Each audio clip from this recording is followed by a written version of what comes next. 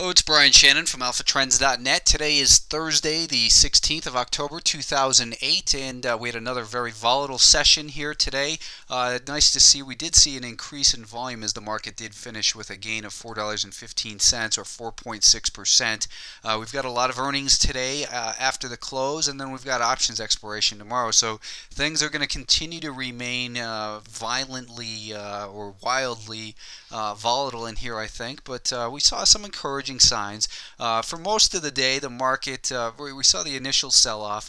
The market was below that declining VWAP. It then regained that VWAP and was finding support right near that. And then the resistance was found, obviously, you see right here at $91. But that was actually defined approximately by the 2-day VWAP. This is the average price over the last 2 days.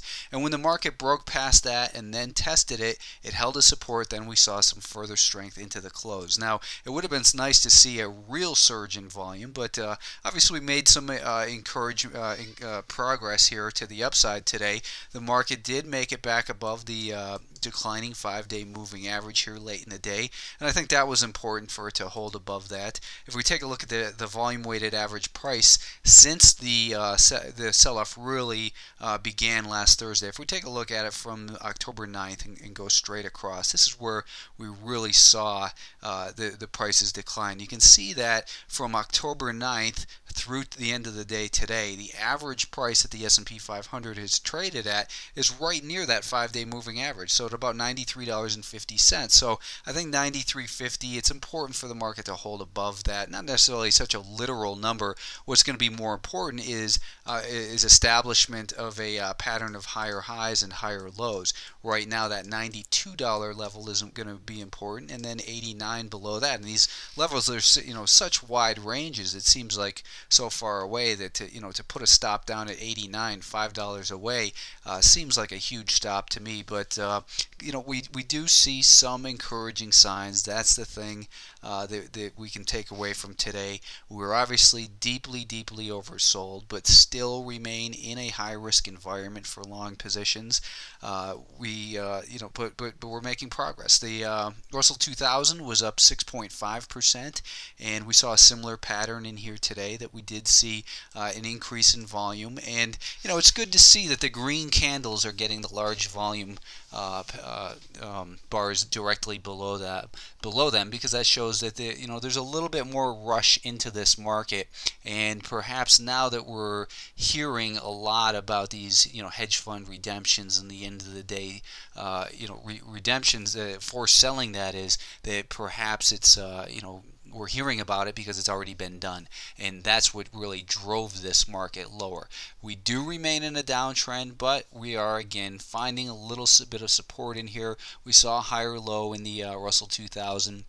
And kind of the same type of pattern in here, that the 1-minute VWAP, the 1-day VWAP, acted as support. It took out some resistance here at about 51.60, which was coincident with the 2-day VWAP, the 2-day volume weighted average price. Buyers took control there, and then a very nice pattern into the close of higher highs and higher lows. So right now, I think that this 2-day VWAP will be important, as well as the volume weighted average price since the breakdown October 9th, and that again is also coincident with the approximate location of the 5-day moving average. The 5-day moving average is starting to flatten out, so that's a little bit encouraging, and maybe we can see a pullback down towards that level.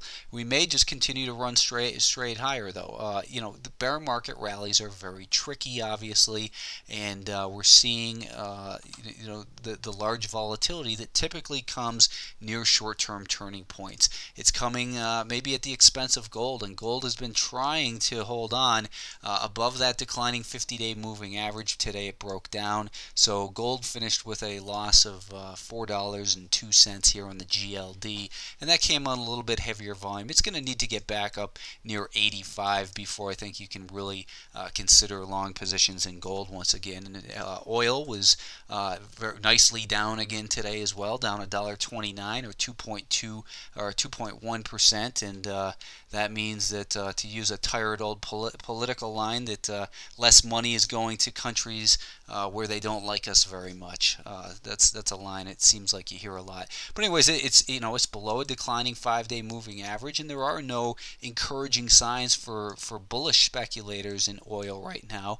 So we remain guilty till proven innocent. Lower highs and lower lows. We did undercut that $60 level right here. So perhaps we're going to stabilize in around this area, or maybe even down towards this 55 to 60 level. I think that we're going to start to see a little bit of support emerge for oil. There's no reason here, obviously, to buy though. The financials were up 43 cents or 2.78%. Not quite as bullish as the rest of the market, but we didn't see it drop down quite as much either. We do still have declining 10, 20, 50, 100, 200-day moving average, you name it.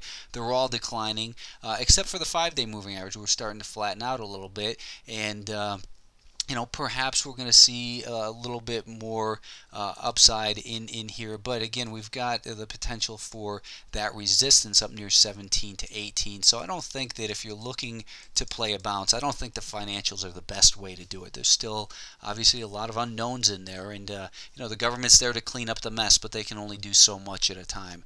The NASDAQ 100 was up $1.66 or 5.4%, and this is a little bit more bullish looking to me, because we saw that the market made a lower low today but then recovered. Now, a lot of people are calling this a double bottom. A true double bottom isn't known until after this point right here is taken out. In fact, if you look up double bottom, just Google it. One site I was looking at, Tom Bukowski does a lot of looking into patterns, and he said that basically he back tests them and that sort of thing. That when you call this a double bottom down here, it has about a 64% failure rate. When you wait for it to break past this level, though, the failure rate drops to 3%.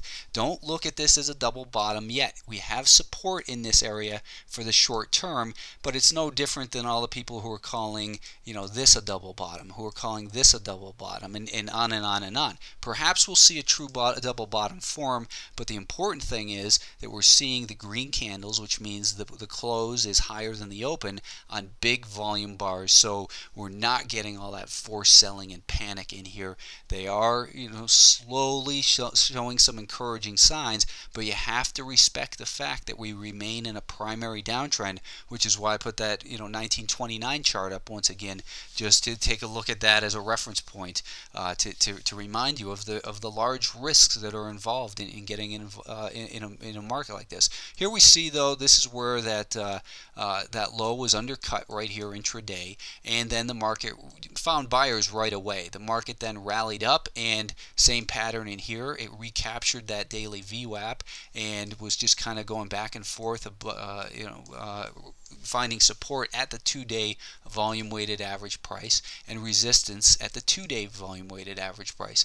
We saw the same thing here, a breakout followed by a pullback and then rally. This is nice to see as well. We saw increasing volume in here on the rally, decreasing volume as it pulled back, and then a bigger volume into the close. So there are small signs that it's getting a little bit more encouraging in here.